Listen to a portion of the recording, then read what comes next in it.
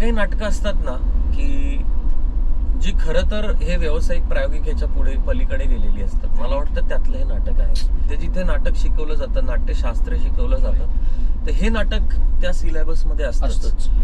So पुण्यात ललित असेल, NSD असेल, ज्यांनी नाट्यशास्त्र शिकलेत किंवा ज्यांनी मराठी नाटकांचा अभ्यास केला त्यांनी महापूर वाचले, त्यांना नाटकाविषयी माहिती. याचं 75 साली मोहन गोखल्यांनी शो केला होता. आज आम्हाला एका नवीन संचात आणि नवीन पर्स्पेक्टिव्हनी आजच्या ऑडियन्सला कनेक्ट होईल अशा ह्याने आम्ही तो केलेला आहे. ह्या नाटकाचं सुवर्ण महोत्सवी वर्ष होतं. हा एक मोठा पूल होता माझ्यासाठी आणि ऋषीसाठी की आपण हे करूया. गोविंद रघुनाथ कवठेकरचा जो मी करतो, हा मला वाटतं माझा सगळ्यात मोठा की असा रोल नाहीये कुठे आता माझ्या वाचनात किंवा माझ्या आजूबाजूला. सो हा रोल मला करायचा होता. विवा शिरवाडकर असतील, आळेकर असतील, तेंडुलकर असतील, सगळे ही पुंजी आहे आपली आणि ही कालातीत कलाकृती त्यांनी लिहून ठेवलेल्या आहेत सगळ्या. म्हणजे खरंच साठा आहे तो कुठल्याही काळात कधीही तुम्ही जस्ट उघडून वाचलं तरी तुम्हाला 4 गोष्टी शिकायला मिळतात.